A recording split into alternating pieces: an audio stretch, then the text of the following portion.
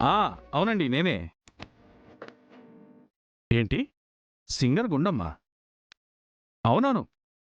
కానీ తన్ని సింగర్ చేసింది నేనే. తెలుసా మీకు? ఆ, మీరు గమనించాల్సింది ఇంకొక విషయం కూడా ఉందండి. అదేంటో చెప్పనా? నేను తనకంటే భయంకరమైన సింగర్ని. ఆ ఎవరండి ఫోన్లో? ఎవరో కొత్త మ్యూజిక్ డైరెక్టర్ అంట. పాట పాడాలి అంటున్నాడు.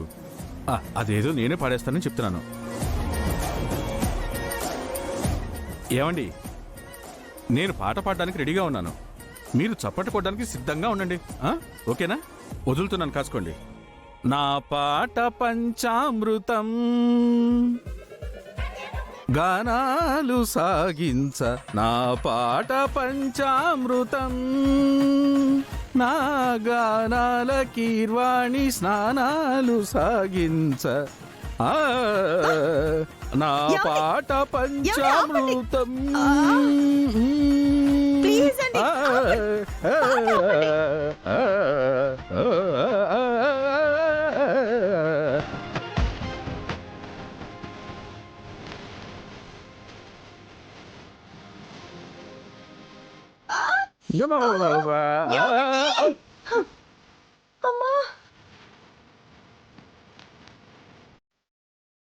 మహాప్రభు, జనాలు చచ్చిపోయేలా ఉన్నారు. ఏ అంత బాగా పాడానా? మీ గాత్రానికి భూదేవి కూడా దడుచుకుని కంపించిందండి. అసలు లైన్ లో ఉన్న ఈ మ్యూజిక్ డైరెక్టర్ ఖచ్చితంగా పోయే ఉంటాడు. ఓ, అంటే పాట బాలేదా? ఇంకా ప్రాక్టీస్ చేయాలన్నమాట. అయ్యో వద్దండి, ప్లీజ్ అండి. మీ పాట ఇలా ఉంది అని చెప్పడానికి వీలు కానంత భయంకరంగా ఉందండి.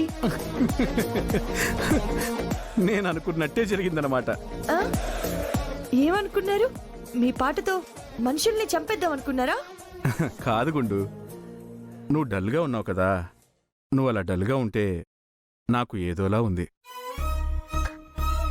అందుకే నీ మూడు మారుద్దామని ఊరికే మ్యూజిక్ డైరెక్టర్కి ఫోన్ చేసినట్టు నాటకం ఆడి పాట పాడాను. అంటే లైన్లో ఎవరు లేరా? ఎవ్వరు లేరు. ఏమండి, నాకొక మాట ఇస్తారా? ఏంటి? ప్రామిస్. ప్రామిసా? సరే, ప్రామిస్. ఏంటో చెప్పు. నిజంగా నేనెప్పుడైనా అప్సెట్ అయినప్పుడు నా మూడు మార్చాలని మీరు అనుకుంటే గనక నా పక్కన కూర్చొని కబుర్లు చెప్పండి, ఏదైనా జోకులు వేయండి.